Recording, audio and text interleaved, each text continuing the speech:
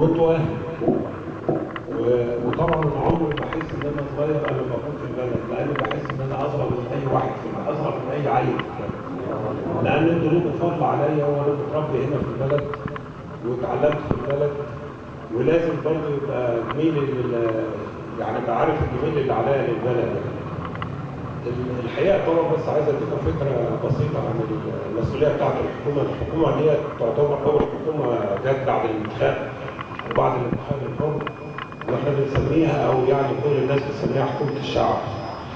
فالتعليمات اللي عندنا باستمرار ان انتم مع الشعب وتمشوا، يعني حتى النهارده عندنا تعليمات لان احنا لازم نشتغل في 3 ايام اللي هم الاجازه دول، ولذلك بعد كده في مرور يعني هيوصل لحد بنها وان شاء الله بكره في بني سويف وبعض في كفر الشيخ.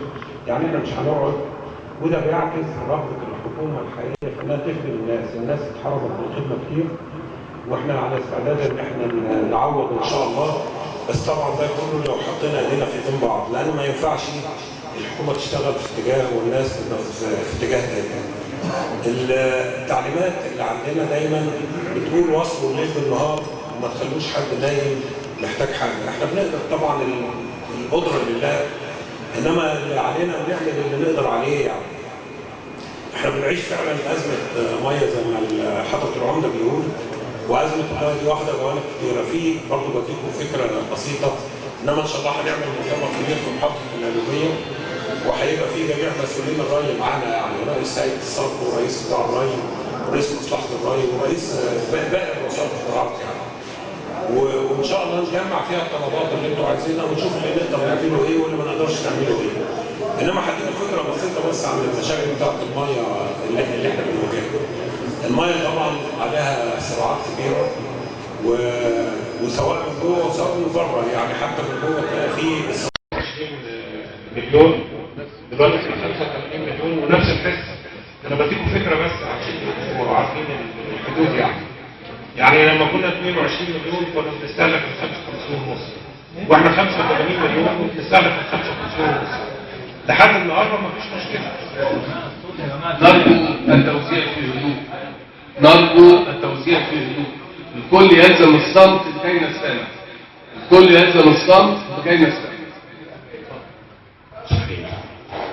فهو طبعا بنعمل مجهود كبير. يعني احنا بنعيد استخدام ميه الصرف، بنعمل مشروع تطوير الري، بنحافظ على الميه من التلوث، بنعمل اللي نقدر نعمل عليه بحيث ان احنا نقدر نسد الفجوه بين المطالب والاستخدامات.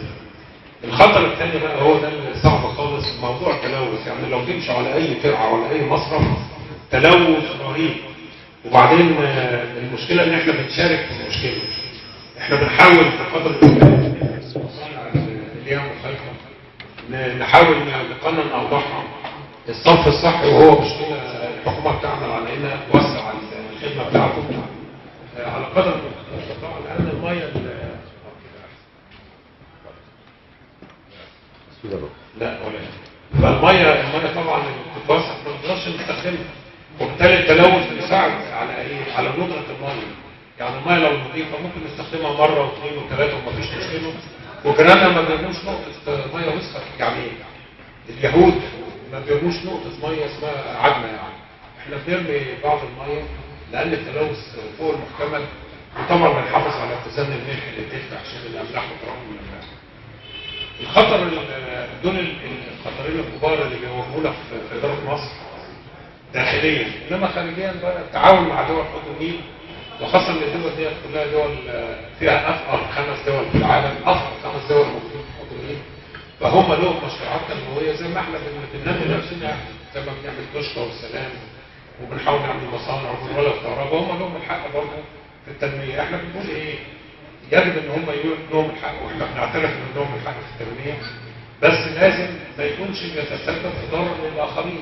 يعني احنا ممكن الخير موجود ويكفي الكل لو خلصت النوايا. احنا عارفين عندنا حوالي 1680 مليار متر مكعب ينزل امطار في حوض نهر النيل، اللي بيجي منهم حوالي 7% اللي هم ال 84 اللي بنقسمهم بيننا وبين السودان. يعني فالباقي كله فواكه. انتوا عارفين جنوب السودان كله منطقه نصف القاعده وفي اكثر من 500 مليار هناك. فانا اللي اقصده ان لو خلصت النوايا بين الدول ممكن يتعمل مشروعات تنمويه تكفي، مش تكفينا لوحدنا، تكفي الكل، والمشروعات التنمويه هي طبعا بتخضع. ويمكن انا اول كلام ليا مع السيد رئيس الجمهوريه بعد حلف اليمين قلت له ان القضيه بقت سياسيه اكثر من انها فنيه، يعني كانت الاول بتعتمد على الجانب الفني وتقدير الميه وتقدير الاحتياجات كل بلد والكلام اللي انت دلوقتي هي عايزه توجه سياسي. انتوا عارفين ان فتره 30 سنه اللي فاتوا دول تقريبا متنا في افريقيا، او التاثير بتاعنا ضاع يعني تقريبا بسبب الحادثه بعد محاوله اغتيال الرئيس، تقريبا ما بقاش روح افريقيا خالص. وبالتالي الاسهم بتاعتنا ضعفت، واسهم دول ثانيه بقى زي اثيوبيا واوغندا ابتدت تبان، يعني الدول اللي ما كانتش معروفه ابتدت تتعرف، واحنا دورنا ابتدى يتمحل. اللي احنا بنعمله دلوقتي بنحاول من حسن الطبع برضه اللي حضر اجتماع الاتحاد الافريقي، ودي اول مره يحصل بعد الرئيس ان يبقى في رئيس مصري يروح يحضر الاتحاد الافريقي. انا طبعا كنت في السودان من حوالي يومين، والفكره ان احنا بنحاول نوحد الموقف المصري السوداني بحيث ان كلامنا في اي مؤتمر بيبقى يعني واحد بنتحدث بلغه واحده. احنا رايحين بعد كده اسطنبول في مؤتمر لوزراء دول حوض النيل، وكان الهدف ان احنا نقعد مع السودان على اساس لما نروح المؤتمر ده نبقى عارفين احنا بنتكلم عن اللي بينظموا البنك الدولي، فنبقى عارفين احنا بنتكلم ايه، والمطالب بتاعتنا تبقى واحده، ما يكونش كل واحد له مطلب، وعلى اساس احنا دولتي المصادر يعني. بعد كده في اجتماع استثنائي في كيجالي عاصمه رواندا، وان شاء الله برضه يعني ان انا حاسس ان في توجه من يوم الثوره بتاع 25 يناير للاحسن.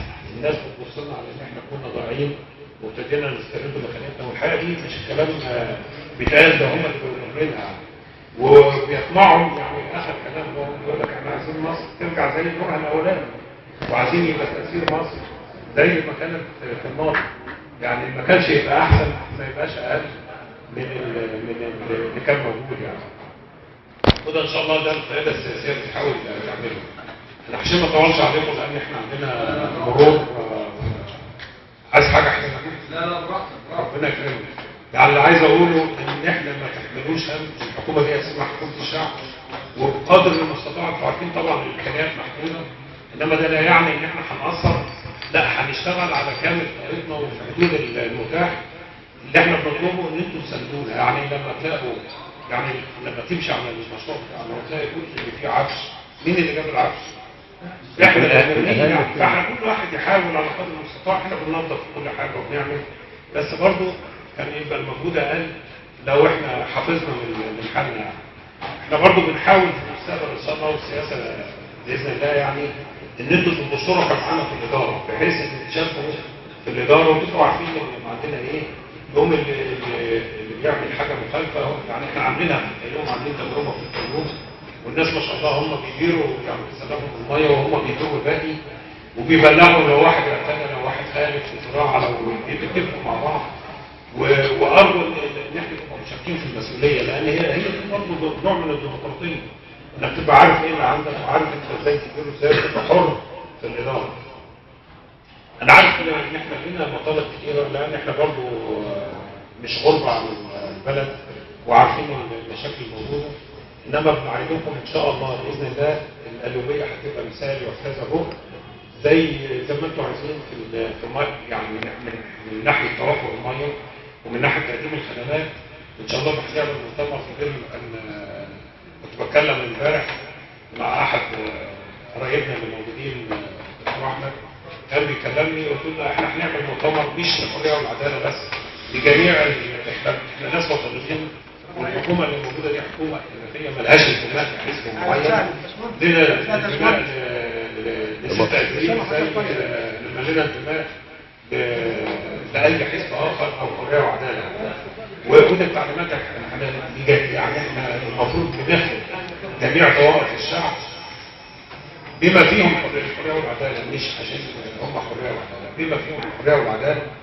وطبعا انتم شايفين حتى تشكيل الجمهور ما فيهاش الا خمس وزراء حرية وعدالة، وده لا يعني ان في نوع من الاستقرار بالحكم ولا كده يعني.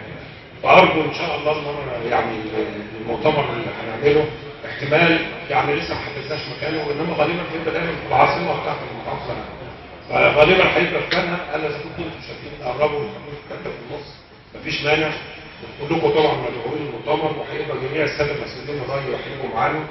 واي واحد له طلبات هتتاخد وتتسجل وتتحط في القالب بتاعها طالما ان هي قانونيه ومشروعه.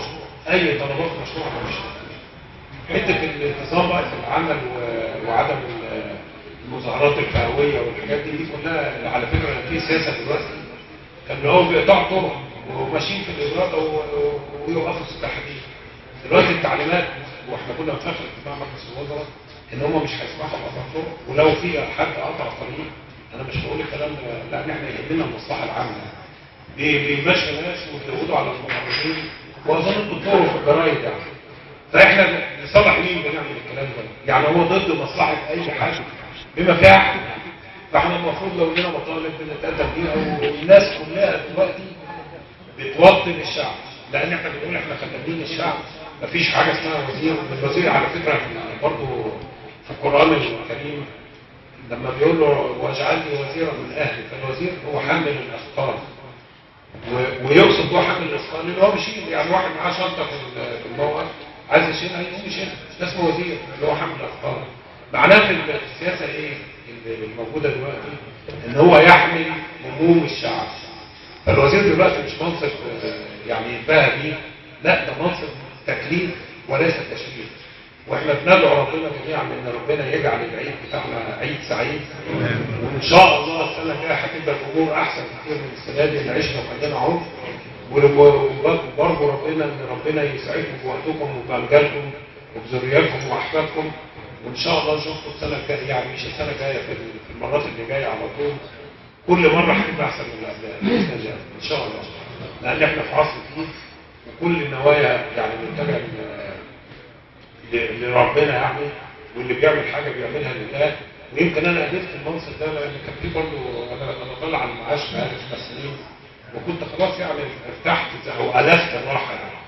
انما حسيت ان هو واجب وطني وكان لازم ما ارفضش. يعني حسيت ان بخون الامانه لو ما قدرتش، وبالتالي الناس كلها دلوقتي مستعديه تحكم في حدود المتاح وبالاخلاص. زي ما يكون واحد بيعمل بالحبه قبه، احنا بنحاول نعمل بالحبه قبه، وربنا وفقنا بمجهودكم. يعني من غيركم ما فيش ولا نسوي حاجه. وكل عام وحضراتكم بخير، وبشكركم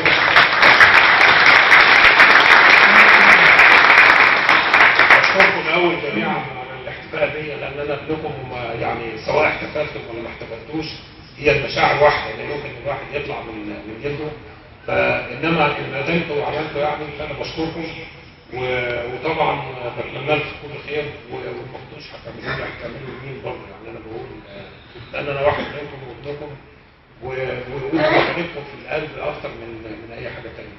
بشكر حضره العمده الحقيقه على تنظيمه للقاء، انما ده مش معناه اللقاء يعني حضره العمده ده لكم، لان هو عمده البلد وهو يمثلكم جميعا، وانتم كلكم ان شاء الله فوق راسنا من فوق، وطلباتكم فوق دماغنا من فوق، وان شاء الله هنقابلكم في المسارات دايما باذن الله.